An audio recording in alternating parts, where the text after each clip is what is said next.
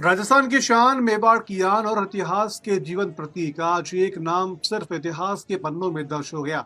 उदयपुर के पूर्व राज परिवार के सदस्य अरविंद सिंह मेवाड़ का 80 वर्ष की उम्र में निधन हो गया है। उदयपुर का शाही वैभव, राज परिवार की गरिमा और राजस्थान की समृद्ध परंपराओं से जुड़ा यह नाम आज मौन हो गया है। अरविंद सिंह मेवाड़ जो सिर्फ एक शाही परिवार के सदस्य नहीं थे, बल्कि एक विचारधारा, एक विरासत और मेवाड़ की शान का प्रतीक थे। महाराणा प्रताप के वंशज अरविंद सिंह मेवाड़ का जन्म एक ऐतिहासिक, एक ऐसे विरासत में हुआ जो शौर्य, बलिदान और संस्कृति का पर्याय पर रही है।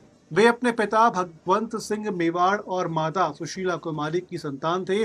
उनका जीवन सिर्फ एक राजसी ठाट से ही नहीं, बल्कि समाज सेवा, सांस्कृतिक धरोहर और विरासत को संजोने के लिए समर्पित रहा। लेकिन इस शाही परिवार में विवाद भी कम नहीं रहे।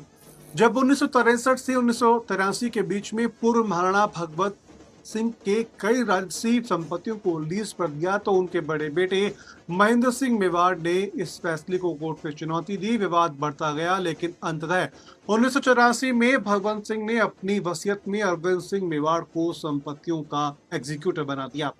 सोमवार सुबह जब सूरज उदयपुर के झीलों पर पहले किरण बिखेरेगा, तब मेवाड़ का एक युग समाप्त हो चुका होगा।